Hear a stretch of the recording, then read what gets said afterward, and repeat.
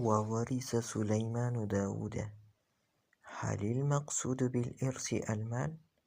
لا، المقصود ميراث العلم والنبوة والملك، لا ميراث المال. لو كان الموروث هو المال لم يكن سليمان مختصا به، لأن هناك أولاد آخرون لداود غير سليمان عليهما الصلاة والسلام. وأيضا قال الله تعالى: يرثني ويرث من آل يعقوب، أي يرثني في العلم والنبوة لا المال.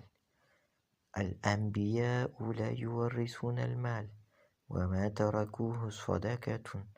قال عليه الصلاة والسلام: لا نورث ما تركنا صدقة. وقال: إن الأنبياء لم يورثوا دينارا ولا درهما،